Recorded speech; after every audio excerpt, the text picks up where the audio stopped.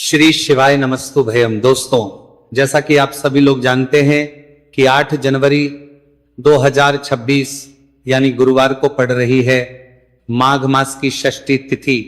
और दोस्तों, यह वह तिथि है जो माघ मास में पड़ने वाली सबसे बड़ी तिथि है, क्योंकि यह गुरुवार के दिन पड़ रही है और इसका बहुत ही बड़ा और विशेष महत्व होता है। पूज्य गुरु जी ने कहा है कि अगर कभी भी मौका लग जाए और माघ महीने की षष्ठी तिथि गुरुवार को पड़ जाए तो आप लोगों को 3 तुलसी पत्ते वाला उपाय तो अवश्य ही करना चाहिए। इन दोनों का संयोग बहुत ही कम आता है। इसी के साथ में गुरु जी ने अपनी शिव पुराण कथा में बताया है कि इस दिन आपको एक 3 तुलसी पत्ते वाला उपाय तो आपको अवश्य ही करना चाहिए, क्योंकि ऐसा दिन पूरे साल में सिर्फ एक ही बार आता है। और दोस्तों, आप सभी लोग जानते हो कि गुरुवार षष्ठी तिथि का अगर सबसे बड़ा कोई उपाय है तो वह 3 तुलसी पत्ते वाला उपाय है। तो दोस्तों, गुरुवार षष्ठी तिथि के दिन आप लोगों को इस 3 तुलसी पत्ते वाला उपाय को जरूर करना है। बहुत सारे लोग होंगे जिन लोगों ने इस उपाय को ना किया हो, मतलब पूरा साल निकल गया, उन्होंने किसी भी दिन इस 3 तुलसी पत्ते वाला उपाय को ना किया हो। पर दोस्तों, आपके पास एक आखिरी मौका बचा हुआ है, जो कि 8 जनवरी 2026 गुरुवार षष्ठी तिथि के दिन है। इस दिन आप लोगों को इस वाले उपाय को जरूर कर लेना है। भले ही आपने महीने भर इस उपाय को ना किया हो, पर अगर आपने इस माघ महीने के गुरुवार षष्ठी तिथि के दिन अगर इस वाले उपाय को कर लिया तो आपको इस उपाय को करने का वो फल मिलेगा जिसकी आपने कभी कल्पना भी नहीं करी होगी। इसीलिए आप लोग इस वाले उपाय को एक बार जरूर कर लेना है, ताकि आप लोगों के हाथ से ये मौका ना जा सके और आपको इस उपाय को करने का फल मिल सके। दोस्तों, यह उपाय पंडित जी ने अपनी अभी की ही श्री शिव महापुराण की कथा में बताया है जी। इस उपाय को आज हम आपको बहुत अच्छे से समझाने वाले हैं। इस वीडियो को देखने के बाद इस उपाय को समझने के लिए आपको कोई और वीडियो को देखने की जरूरत नहीं पड़ेगी। तो चलिए दोस्तों, उपाय को शुरू करते हैं। देखिए, ये इस माघ महीने के गुरुवार षष्ठी तिथि के दिन ये इतना खास होता है, इतना महत्वपूर्ण होता है।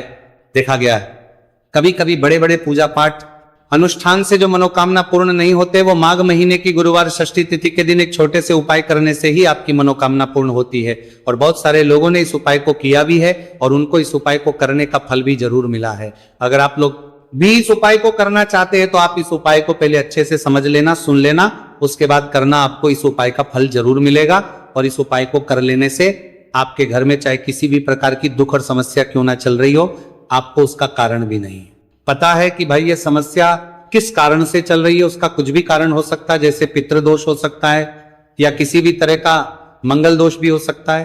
तो इस दिन आप लोगों को यह वाला उपाय कर लेना है। ये एक ऐसा उपाय है जिस उपाय को अगर किसी विशेष दिन पर किया जाए तो भाई उस विशेष दिन का जो है वह तो हमें मिलता ही मिलता है, पर हमने उस दिन पर इस उपाय को किया है तो हमें उससे भी बड़ा फल मिलता है, और फल बहुत जल्दी मिलता है, क्योंकि आप इस उपाय को बहुत ही बड़े और विशेष दिन पर कर रहे हो। तो चलिए अब उपाय के बारे में बात करते हैं, लेकिन उससे पहले लोगों को यह जानना आवश्यक है कि आखिर यह उपाय किस समय करना है, किसको करना है और कैसे करना है। तो चलिए हम आगे आपको वीडियो में एक एक करके बता देते हैं। लेकिन उससे पहले अगर आप लोग हमारे चैनल पर पहली बार आए हैं या फिर मेरी आवाज आज पहली बार सुन रहे हैं तो हमारे चैनल को सब्सक्राइब जरूर कर लेना, और इसको मारपुर में जल रहा है वीडियो को लाइक करके कमेंट बॉक्स में श्री शिवाय नमस्तु भयम ओम नमः शिवाय जरूर टाइप कर देना। तो दोस्तों, इस 3 तुलसी पत्ते वाला को हमें इस गुरुवार षष्ठी तिथि के दिन कैसे करना है, किसको करना है, किस समय करना है और कहां पर करना है, ये सारे सवालों के जवाब आपको इस वीडियो में मिल जाएंगे। और जो ये वीडियो देखिएगा भाई, उसको 3 तुलसी पत्ते वाला उपाय जरूर करना चाहिए, क्योंकि इस दिन एक तुलसी पत्ते का भी बहुत ही बड़ा और विशेष महत्व होता है।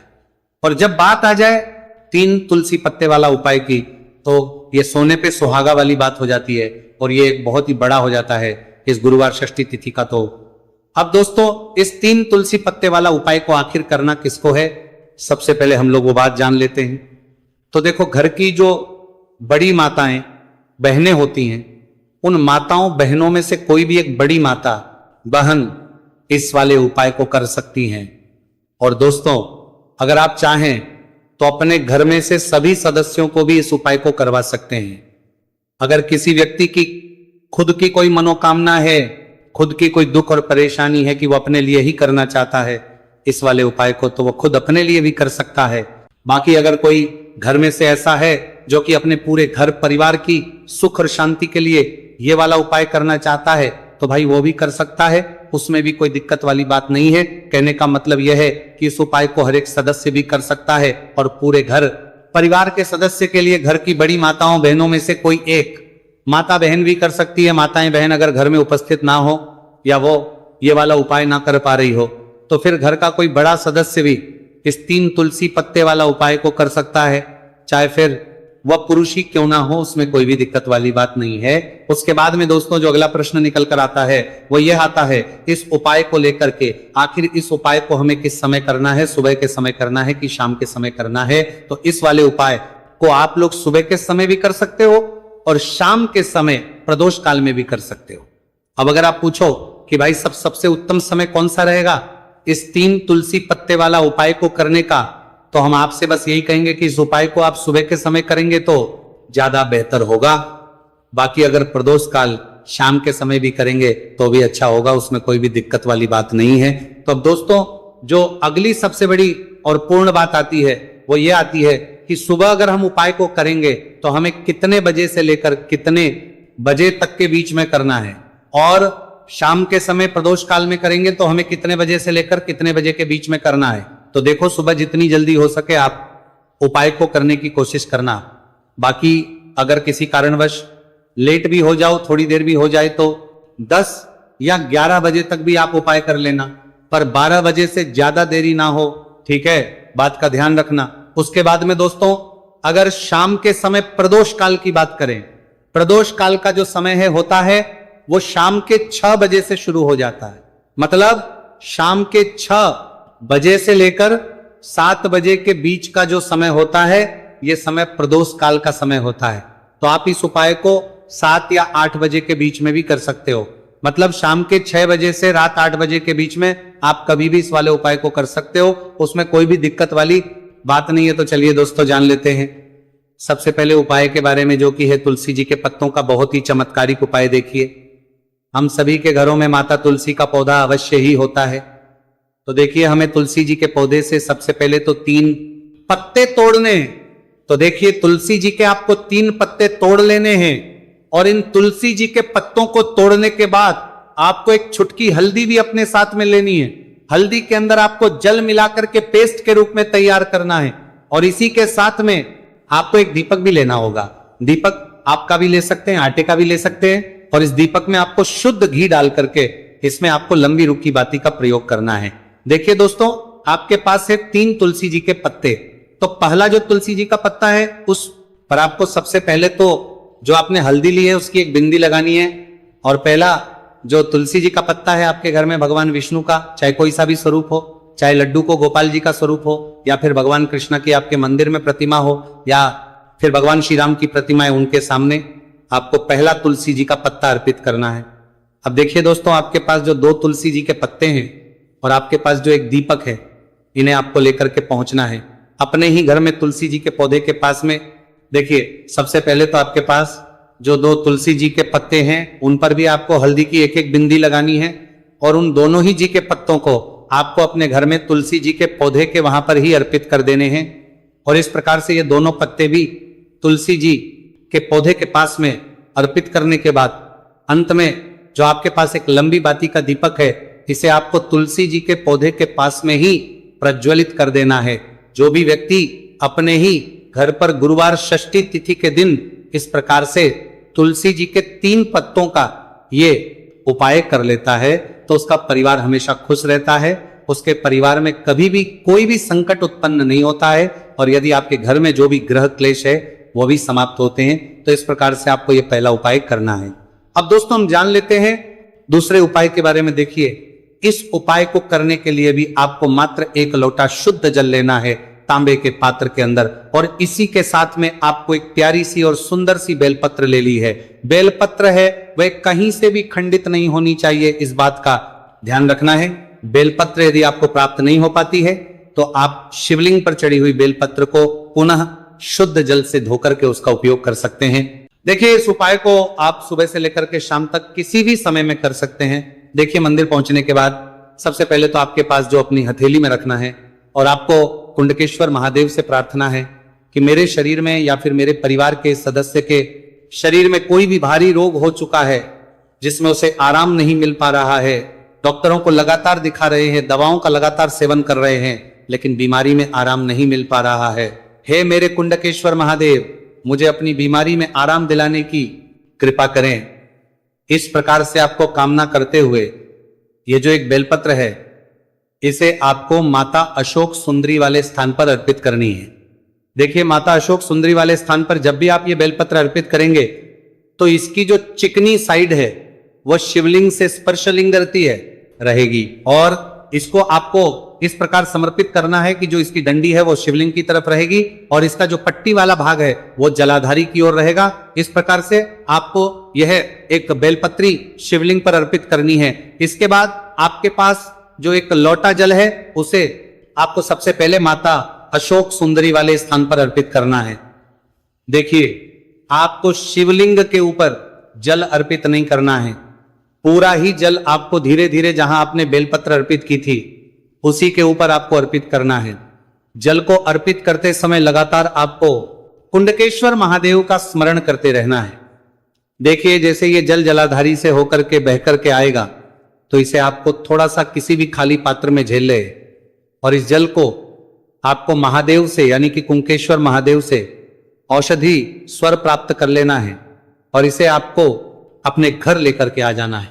अब देखिए इस जल का आपको आचमन करना है, या तो आप बीमार है तो आपको इस जल का आचमन करना है, या फिर घर का कोई भी सदस्य बीमार है तो उसे आपको कुंडकेश्वर महादेव का स्मरण करवाते हुए इस जल का आचमन करवा देना है। पूज्य गुरु जी ने बताया है कि जो भी व्यक्ति इस उपाय को 5 दिन 60 दिन इस प्रकार से कर लेता है तो उसकी जो बड़ी से बड़ी बीमारी है वह समाप्त होती है। देखिए अब हम जान लेते तीसरे उपाय के बारे में। देखिए ये जो उपाय है विशेषकर उन लोगों को करना चाहिए जो बहुत ही अधिक बीमार पड़ते हैं, यानी कि आपके घर में जितनी भी कमाई होती है वो सभी बीमारी में खर्च हो जाते हैं, या फिर आपके घर में ऐसा कोई भी व्यक्ति है जो बहुत अधिक गुस्सा करता है जिससे बहुत ही अधिक क्लेश आता है, तो उसके लिए भी आप ये उपाय कर सकते हैं। तो देखिए इस उपाय को करने के लिए आपको गिन करके गुड़ के 60 टुकड़े लेने हैं। गुड़ के आपको 7 टुकड़े लेने हैं। देखिए आपके घर में जो व्यक्ति बहुत अधिक बीमार रहता है या फिर कोई व्यक्ति बहुत अधिक गुस्सा करता है तो आपको ये जो 7 गुड़ के टुकड़े हैं अपने सीधे हाथ में रखना है और उस व्यक्ति के ऊपर से आपको घड़ी की दिशा में 7 बार सर से लेकर के पैर तक उतार लेने हैं, यानी कि उस व्यक्ति के सर से लेकर के पैर तक आपको इन गुड़ के टुकड़ों को 7 बार घड़ी की दिशा में घुमा लेना है। अब देखिए इन गुड़ के टुकड़ों को बार घुमाने के बाद आपको लेकर के सीधे पहुंचना है भगवान शिव के मंदिर में। आपके घर में यदि शिवलिंग है तो वहां पर भी आप इस उपाय को कर सकते हैं या फिर मंदिर में भी इस उपाय को कर सकते हैं। अब देखिए आपके हाथ में जो 7 गुड़ के टुकड़े थे जिन्हें आप मंदिर लेकर के आए थे उन्हें आपको शिवलिंग के ऊपर रखना नहीं है, केवल शिवलिंग के ऊपर आपको 7 बार घुमाना है। और जब भी आप ये गुड़ के टुकड़े घुमाएंगे तब आप कल्याण शबार महादेव का बहुत ही सुंदर सा नाम लेना है। गुड़ के टुकड़ों को इस प्रकार से घुमाने के बाद आपको महादेव से प्रार्थना करनी है कि हे मेरे महादेव, कि ये जो मेरे परिवार का व्यक्ति है बहुत अधिक बीमार रहता है, बहुत अधिक गुस्सा करता है, क्रोध करता है, हमेशा चिड़चिड़ा रहता है, आप इसकी इस प्रकार की जो समस्याएं हैं उन्हें दूर करें।